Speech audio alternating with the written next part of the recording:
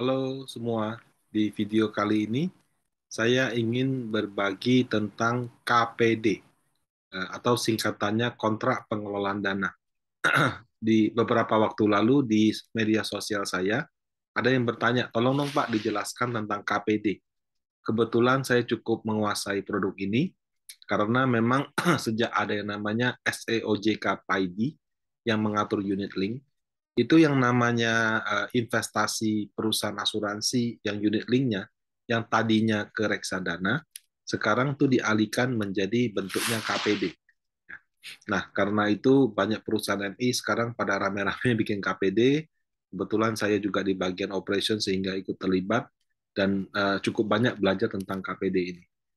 Nah, KPD itu kalau bahasa Inggrisnya discretionary fund, suka juga disingkat dengan DISCRE, merupakan salah satu produk yang dibawa pengawasan otoritas jasa keuangan. Produk ini sesuai dengan peraturan OJK boleh ditawarkan oleh manajer investasi. Nah, selengkapnya adalah sebagai berikut. Jadi kalau kita bandingkan ya bedanya KPD sama reksadana ya, kita harus paham dulu. Reksadana itu adalah kontra investasi kolektif. Kolektif itu artinya itu menghimpun dana dari masyarakat gitu ya. Antara MI dan BK, manajer investasi dan bank kastodian. Saya kasih contoh, misalnya kalau Bapak Ibu beli Panin Dana Maksima, Panin Dana Maksima itu adalah kontrak antara PT Panin Asset Management atau Panin AM dengan Deutsche Bank. Kalau Anda beli Panin IDX 30, itu adalah MI-nya Panin AM, bank kastodiannya Standard Chartered Bank. Kalau Anda beli Panin Dana Teladan, maka MI-nya Panin AM, bank kastodiannya adalah BCA. Ya, jadi setiap reksadana itu bisa punya kastodian yang sama, bisa juga punya kastodian yang berbeda. Kebetulan produk yang saya sebut tadi menggunakan 3 kastodian yang berbeda. Nah, apakah kalau saya beli Panin Dana Maksima, maka saya itu mengikat kontrak dengan Panin Asset Management? Tidak, Bapak Ibu. Jadi kontrak investasi kolektif itu memuat semua syarat dan ketentuan, mulai dari kebijakan investasi, kemudian tata cara transaksi, ketentuan kalau nasabah mau beli bagaimana, jual bagaimana, lewat selling agent bagaimana, dan seterusnya. Tapi tidak ada kontrak antara MI dengan investor. Apapun yang ada di kontrak tersebut, ya investor kalau beli harus tunduk. Jadi nggak ada istilahnya dia ngatur-ngatur gitu. Nah, jadi kalau investor ketika membeli reksadana, dia tidak mengikat kontrak dengan MI. Dia tunduk pada semua ketentuan yang ada dalam KIK. Apakah investor bisa memperoleh KIK tersebut? KIK itu tebal Bapak Ibu, kayak dokumen legal. Tapi tidak usah khawatir, itu diringkas dalam dokumen yang namanya prospektus. Jadi kalau Anda baca prospektus, itu kurang lebih kira-kira 80-90% dari KIK sudah ada di situ. Yang nggak ada itu ya mungkin istilah-istilah hukum. Ya. Pihak yang bertanggung jawab bertanggung tangan di bawah ini A siapa B siapa itu tidak begitu diringkas sih. Jadi dia memang bentuknya ringkasan ya. Tapi yang penting-penting semua sudah ada di situ. Nah, kalau KPD agak berbeda. Jadi kalau misalnya Anda beli KPD, Anda mengikat kontrak langsung dengan manajer investasi. Jadi kalau misalnya Anda adalah perorangan, Bapak atau Ibu, Anda bilang, oke, saya mau saya mau KPD-nya Panin Asset Management. Berarti Anda langsung berkontrak dengan Panin AM. Kalau misalkan Anda adalah institusi ya, bisa dana pensiun, bisa asuransi, bisa PT gitu ya, perusahaan terbatas atau apapun itu, maka Anda sebagai institusinya berkontrak dengan manajer investasi. Nah, kontraknya sama nggak dengan KIK? Nah, itu diatur. Kalau KIK itu diatur dalam POJK tentang reksadana berbentuk KIK. Dia peraturannya tahun 2016, diperbarui lagi 2019. Kalau KPD itu diatur lagi dalam POJK yang berbeda. Nah, namanya sih bukan POJK KPD, tapi POJK tentang PDNI, pengelolaan dana nasabah individual. Individual yang dimaksud di sini bukan perorangan, tapi lebih ke satu pihak. Ya, jadi kalau reksadana itu KIK kolektif mengumpulkan dana dari masyarakat. Kalau KPD itu cuma one on one. Ya. Pedoman di reksadana itu sangat berbeda dengan pedoman di KPD. Reksadana itu aturannya banyak. Kenapa? Kan kita menghimpun dana publik. Jadi ada ketentuan, misalnya saya kalau transaksi di apa membeli satu saham itu cuma boleh maksimal 10% dari dana kelolaan. Kemudian kalau misalkan saham tersebut ternyata afiliasi ya. Jadi contoh misalnya saya kerja di Panin Asset Management, mengelola reksadana, ada saham Bank Panin, ada saham Panin Finansial, ada Kelipan Finance. Boleh nggak saya beli? Boleh. Tapi diatur karena itu merupakan afiliasi maksimal cuma 20%. Nah, kemudian diatur juga misalnya nggak boleh margin, nggak boleh short selling, nggak boleh A, nggak boleh B, nggak boleh C. Banyak sekali ketentuannya, ada lebih dari berapa belas gitu. Udah gitu, ada lagi peraturan lain yang mengatur bagaimana tata cara saya bertransaksi. Nggak boleh ini, nggak boleh itu. Ya kenapa? Ya memang harus begitu. Sebab reksadana itu mengumpulkan dana dari masyarakat. Jadi nggak boleh sembarangan gitu. Nah, kalau di KPD beda. Fleksibel, suka-suka, West karapmu kalau bahasa orang Jawa ya. Kamu mau kayak gimana pun boleh. Satu perusahaan boleh nggak 100%? Boleh. Mau grup afiliasi boleh nggak? Boleh. Semuanya boleh. Jadi bahkan ke luar negeri boleh nggak? Boleh. Mau invest ke luar negeri juga silakan. Yang nggak boleh itu hanya produk yang bukan pasar modal. Jadi selama dia produk pasar modal itu diperbolehkan.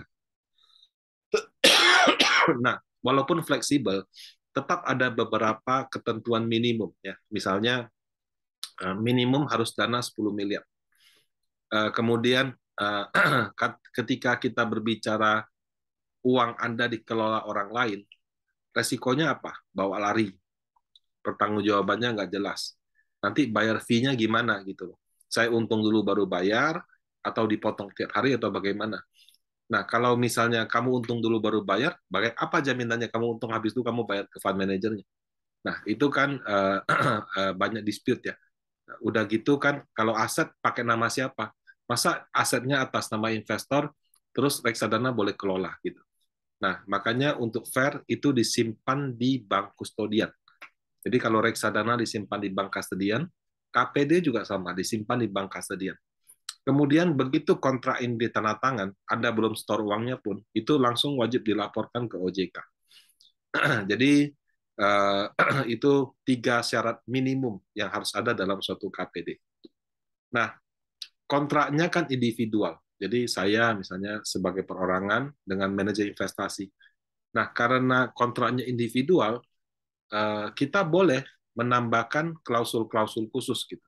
Ya, yang penting disepakati. Kasih contoh misalnya, saya cuma mau masuk ke perusahaan-perusahaan IDX 30 atau perusahaan Kompas 100 dan atau tidak ada tatonya, tidak ada notasi khususnya, apakah itu kena suspend, moratorium hutang, dan sebagainya dan sebagainya. Boleh nggak Pak? Boleh. Kalau misalnya fund manajernya oke ya nggak apa-apa. Sehingga pada saat kontrak itu berlangsung, walaupun dia punya kebijakan bebas sebebas-bebasnya, itu hanya dalam ruang lingkup saham-saham IDX 30. Misalnya saya nggak mau masuk ke grup tertentu, atau karena saya misalkan dari perusahaan insurance, saya juga punya afiliasi, jadi nggak boleh masuk ke afiliasinya saya sampai lewatin sekian persen. Masalah nggak? Nggak masalah, ditambahkan aja. Pak, saya nggak mau Pak masuk ke PT itu, Pak. Oh, kenapa? Karena kemarin saya lamar anak perempuannya ditolak. Nggak apa-apa juga, bebas. Ya, pokoknya Anda bisa menambahkan klausul. Bank juga sama. Misalnya saya mau ini dana idle-nya nanti ditempatin di deposito yang modal intinya minimal sekian. Misalnya. Ini kalau beli obligasi hanya obligasi pemerintah. Kemudian kalau saya masuk ke obligasi ratingnya minimal apa gitu. Nah, jadi intinya sih untuk penempatan itu boleh diatur sebebas-bebasnya ya sepanjang fund manager yang mengelola KPD tersebut setuju. Nah, tentu saja untuk mengawasi ini kan tidak mungkin. Wasitnya bukan wasitnya sih, administrasinya yaitu ada di bank kustodian. Jadi kalau bank kustodian misalnya sudah ditulis cuma boleh saham IDX 30 dan ternyata dia beli yang non IDX 30, maka itu terjadi pelanggaran kontrak. Nah, si bank kustodi akan melaporkan. Itu kurang lebih mekanismenya. Jadi juga aman gitu ya. Nah, kemudian mengenai fee misalnya. Oke, dikelola oleh PT ini, PT Panin misalnya, terus dari situ dia mendapat fee, let's say 2%. Gitu.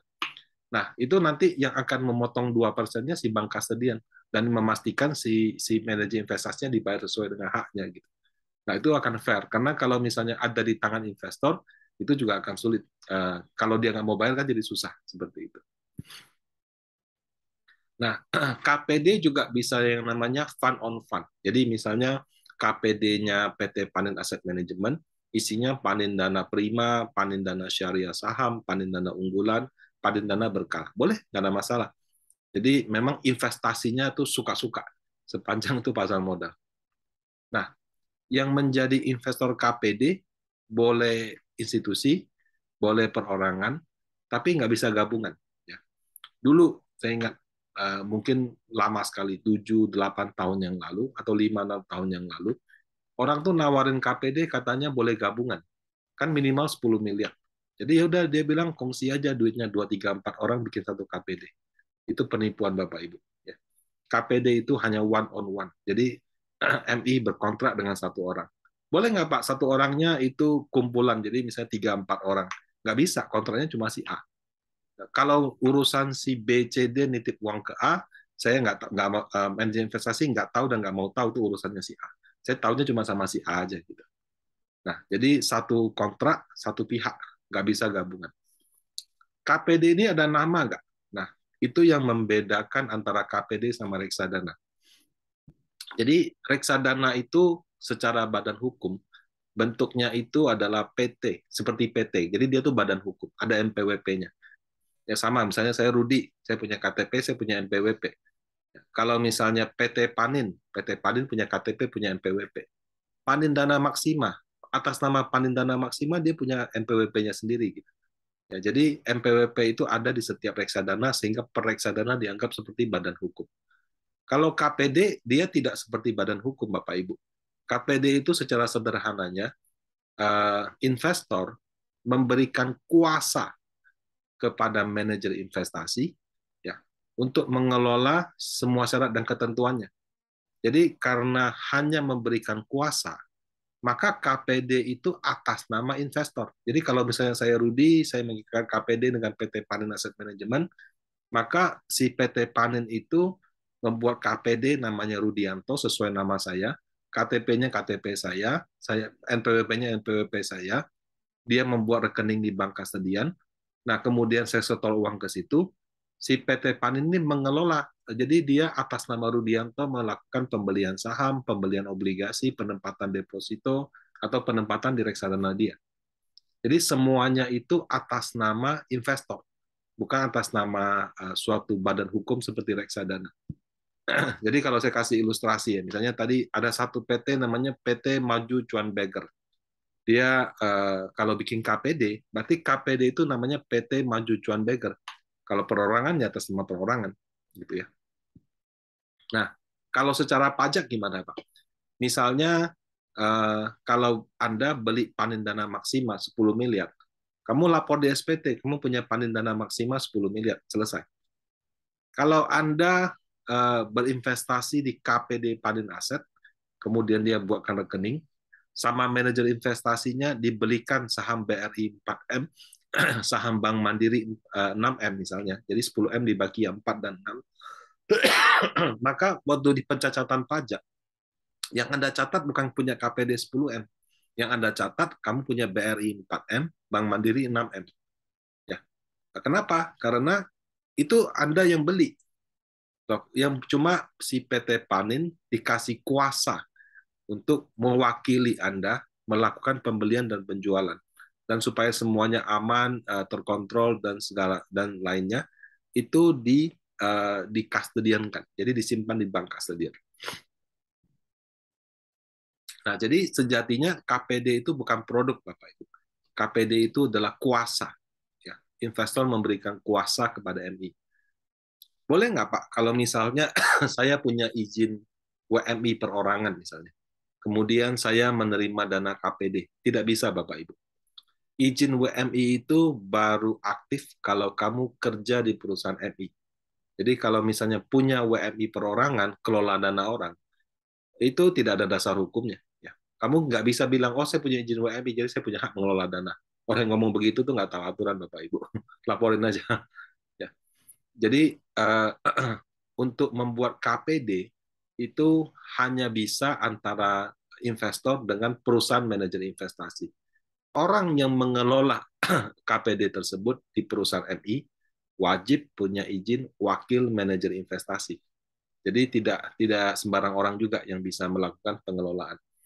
Nah, di antara semua bentuk kelola uang orang, menurut saya ini yang paling aman.